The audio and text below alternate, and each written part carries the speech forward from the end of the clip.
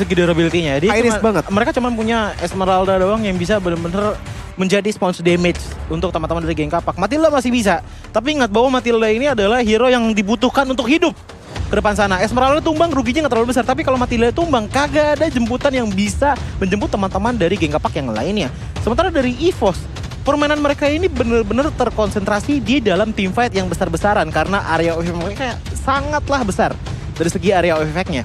Sementara itu, kalau misalkan kita tambahkan lagi dengan ada satu Cho ini memang mungkin berbeda dibandingkan dengan teman-teman yang lainnya yang dimana kebanyakan area of effect. Tapi gunanya Cho di game kali ini dari matanya Joji bakalan jadi penting banget untuk bisa menculik entah itu dari Lancelot ataupun Beatrix dari teman-teman geng Kapak. Yes, ini adalah pertarungan top klasemen dari MDL Indonesia season yang ke-6. Jadi yang lagi nonton di kolom komentar tancapin jempolnya dan kasih hashtagnya apakah EVOS atau GPX anti pecah dan ramein, tunjukin support kalian untuk kedua tim ini karena inilah dia The Blue Derby. Oke, tapi kalau kita lihat dari langsung emblemnya udah beda banget dengan match 1 sampai 3 ya. Udah 2 emblem sawi yang dipilih oleh Ray dan juga Sutsujin untuk mendapatkan clear lebih besar, lebih banyak dan juga untuk mendapatkan rotasi lebih cepat otomatis. Iya, bahkan dari Andonya aja udah menggunakan ke arah Magic Worship ya di game kali ini. Dan juga dari segi marksman-nya, dari tadi kita kebanyakan ngeliatnya Weakness Finder. Sekarang lebih ke arah Weapon Mastery. Tapi EVOS Icon tengok dengan 3 orang yang memakai sprint, mereka mau mobilitas yang sangat tinggi juga, bermain agresif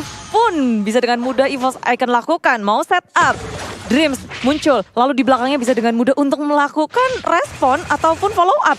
Berani saja pakai sprint loh, tapi maju ke area depan Ando dalam masalah di arah mid lane. Dreams bermain sangat galak dan sampai menyiksa Ando harus mundur ke arah belakang. Iya, early game-nya udah kelihatan banget dari EVOS Icon sudah memiliki sedikit keunggulan ya dari Akai Sutsujin yang udah berhasil mengamankan Little Wanderer dengan retribution dia bersama juga pastinya Yves yang melawan Julian. Kita udah sempat bahas ini ya. Choji tadi sempat mention bahwa Julian bakal kesusahan melawan Yves. Dan ini yang terjadi, di mana Fredo harus terus-terusan berada di tengah untuk membantu seorang Ando. Kalau misalnya dari Dream sendiri, dia bisa lebih ke arah roaming aja. Karena Yves-nya bisa lebih self-sustain di arah tengah. Tinggal cicil aja terus ya. Kalau dari Yves-nya enak banget. Gak harus komit ke arah depan Ando. Mau nyentuh minion aja. Harus dengan trading damage. Dia harus memakan damage. Tapi dari tim GPX mereka gak tinggal diam. Mencoba untuk menyelamatkan Ando di area tengah. Dreams berhadapan dengan Fredo. Tapi kawanan dari EVOS dan juga GPX mereka memutuskan untuk mengamankan satu turtle. Yang tentu berarti dengan Falling Star Moon dalam masalah Sutsujin. Mencoba untuk mundur ke arah belakang. Masih bisa selamat. Ando pun cukup sekarang. Tapi Rinasmi menahan semua damage dari tim EVOS Icon. Mengeluarkan dengan Reload Manipulation. Mengzonial semua membernya. EVOS Icon akhirnya mendapatkan turtle yang pertama. Wow, setup dan juga adaptasi yang sangat baik dari EVOS Icon. Dengan agresi yang udah bagus dari GPX ya. Mereka bisa langsung zoning Sutsujin dengan damage mereka. Tapi EVOS Icon mereka masih bisa menggunakan resource mereka dengan sangat efisien untuk mendapatkan posisi yang baik untuk seorang Sutsujin mendapatkan retribution. Iya, ini yang benar-benar berat emang di arah mid lane-nya sih. Kalau misalkan kita lihat dari segi mekaniknya, seorang Yves, dia bisa mengeluarkan yang namanya Void Crystal ke arah minion. Damage-nya bakal DPS dan menyicil pelan-pelan minion yang ada walaupun tanpa adanya keluar turret sama sekali. Cuman yang jadi distracting sebenarnya dari tadi adalah dari matanya Joji, ini Dreams-nya. Dia nggak banyak untuk ngebantuin clear minion ataupun ngebanyakin babysit, tapi dia lebih banyak presence terornya. Dia ke depan sana, dia menunjukkan bahwa dirinya ada dan itu pun membuat dari pergerakan teman-teman geng Kapak terbatas. Dan tentunya dari segi emblemnya kita bisa melihat bahwa dengan ada 2 jungle, ini bisa dibilang 2 jungle yang berbeda. Yang satu itu dari segi attack speed dan juga dari segi ofensifnya. Yang satu itu lagi dari cooldown dan juga dari ofensifnya. Jadi perbedaannya itu cuma ada di attack speednya saja. Sementara kalau misalkan kita lihat dari emblem masing-masing marksman ya, Weapon Mastery diamankan ditambah lagi dengan movement speed tambahannya. Sementara dari Brass ini ngambil ke Avadis dan juga tambahan heal yang dia miliki. Ya. Banyak sekali pilihan yang udah diambil oleh keduanya. Dan sekarang tinggal gimana cara mereka memaksimalkannya. Bergerak terus menerus dari kedua tim mencari celah. Belum pecah dari segi First Blood. Masih bisa tarik ulur dengan manis memperhitungkan damage masing-masing pun bagus banget sih dari keduanya.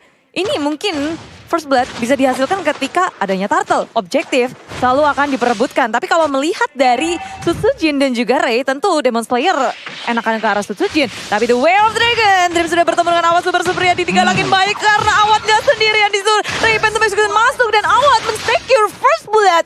GPX berhasil mendapatkan Dreams. Bahkan di arah bawah pun kalau kita lihat Brans juga terpaksa untuk mundur dari seorang Ando yang berhasil mendapatkan enhanced chain kepada dia. Dan sprintnya juga sudah digunakan. Dengan ini GPX memiliki posisi yang lebih baik untuk turtle kedua. Di mana EVOS Icon dengan Sutsujin dan Psychots yang sudah rotasi ke arah bawah. Mereka akan mencoba untuk mendapatkan posisi lagi dan lagi. Tapi lihat di sini Circle Eagle ke arah belakangnya. Fredo terpaksa menggunakan flicker. Dreams pun maju menggunakan Jikundo dan Knuckle Strike menuju ke arah dua orang. Masih ada Fredo yang bisa kabur. Tapi lihat Way of Dragon yang membawa mereka balik. Enhanced chain ke arah 4 orang. Tapi Ando nggak bisa kemana-mana. Akan ditumbangkan oleh seorang Cloud-kun. Dan EVOS Icon lagi dan lagi berhasil untuk mendapatkan posisinya balik.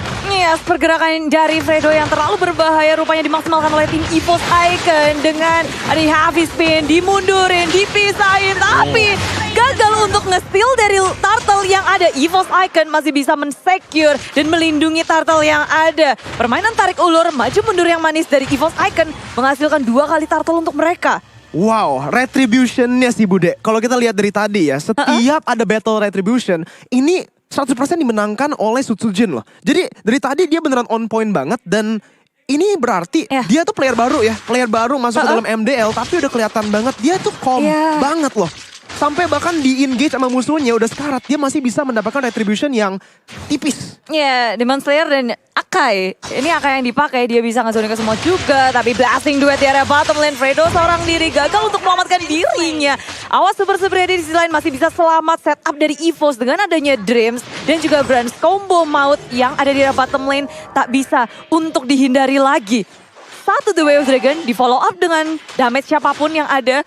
Tentu itu bakal inisiasi yang mudah untuk ditangkap siapapun. Iya, dan di arah bawah pun udah ada Gank. Real World Manipulation sudah digunakan untuk melakukan zoning terhadap Watt dan Brans. Berhasil mendapatkan tarot pertama di dalam game ini. Tarot bawah akan pecah. Dan begitu saja kita mungkin bisa melihat rotasi yang menarik dari EVOS Icon. Apakah Brans akan disuruh muter dan juga swap lane di arah atas? Atau mungkin mereka berdua akan stay di sini. Tapi lihat Dreams, pembacaan yang sangat baik. Mendapatkan Way of Dragon. Tapi Ando masih bisa melakukan dashnya untuk di-kick ke dalam tarotnya. Dreams, meanwhile udah damage yang dikeluarkan di sini masih belum cukup. Ray terpaksa untuk mundur karena udah ada backup dari seorang Sutsujin. Ups, mulai main galak dari keduanya di arah tengah terus menerus. Lagi dan lagi The Way of Dragon menjadi salah satu kuncian bagi EVOS Icon. Dan GPX mereka harus pandai membaca informasi, nggak boleh sampai miss. Ketika dari Dreams-nya hilang, GPX akan lebih hati-hati sih. Mereka gimana caranya harus menghindari setup dari Dreams. Dan rotasi dari GPX mereka nggak boleh sendirian. Ketika sendiri tentu akan menjadi bulan-bulanan yang enak. Tapi di bottom lane ada yang sendirian. Dan rupanya Psychos tanpa adanya bantuan dan gak mengira bahwa ada 3 member dari GPX yang udah melakukan setup di area bottom lane. Tersandwich sudah Psychos. Dan ini juga trading yang sangat bagus ya. Bagus banget. Itu trading yang bagus banget. Gak apa-apa, Psychosnya tumbang. Di belakang udah di backup sama Yves. Dan menahan di arah bottom lane. Turretnya BSP tetap ada gitu loh. Kalau misalkan kita lihat dari geng kapak, mereka udah kehilangan 1 turret. Dan bahkan dengan komposisi sekarang 3 turtle sudah hilang. Jadi dari segi ekonomi dan juga dari segi objektif, EVOS ini lagi megang banget. Apalagi dengan presence Terosnya Dream yang membuat geng kapak tuh kayak mikir 2 kali untuk bisa melakukan offensive side-nya. Kalau misalkan mereka maju, bakal ada tendangan flicker yang terjadi dan 1 orang bakal tertangkap. Ya, dari segi EXP pun kita bisa ngeliat farmingan dari core milik EVOS Icon. Begitu enaknya levelnya. Semua core mereka di atas dari tim GPX. Tapi belum berhenti di situ saja dari tim EVOS Icon. Mereka terus bergerak ke semua laningnya. Dikasih pressure, dikasih presence. Dan gak ngebiarin GPX untuk bergerak. Tuh, lagi dan lagi Dreams sudah muncul. Siapa yang berani buat deket-deket Dreams? Dan ini juga menarik banget swap lane-nya, tapi Sutsujin udah maju ke arah depannya, masih belum bisa mendapatkan heavy spin. Enhanced chain pun tidak kena kepada siapa-siapa, tapi Circle Eagle bakal langsung digunakan oleh Fredo untuk melakukan disengage. Meanwhile Sutsujin maju ke depan, masih memiliki heavy spin dan langsung di-time begitu saja untuk mendapatkan Ray. Tapi Ray dengan puncture dan juga Phantom Execution-nya masih bisa kabur dari situasi itu. Ya, agak sedikit sulit untuk menangkap di arah tengah-tengah yang gak ada tembok, gak ada apapun. Dan Ray dengan sigapnya, dengan cepatnya dia keluar dari area heavy spin yang dikeluarkan dikeluarkan. Dan kalau misalkan kita lihat dari itemnya, memang dari Beatrix-nya udah memiliki Blade of Despair. Damage-nya udah besar banget, cuman harus diingat bahwa Golden Staff dan juga Demon Hunter Sword sudah dimiliki oleh seorang Cloud. Jadi secara teori, walaupun Blade of Despair sudah ada, damage-nya Cloud ini lebih besar dibandingkan dengan Beatrix. Ya, tapi gerak terus-menerus Iya. dari tim EVOS Icon itu cuma kayak jadi distraction untuk GPX. Mereka selalu kehilangan momen untuk melakukan defense di arah turret mereka. Tier kedua tanpa adanya defense, tanpa adanya kontes apapun atau pertukaran apapun dari tim GPX. Kayak gratis aja untuk tim EVOS Icon. Bener sih, dari tadi itu EVOS Icon walaupun junglernya aja udah sekarat ya, mereka berhasil selalu untuk mendapatkan pressure-nya kembali.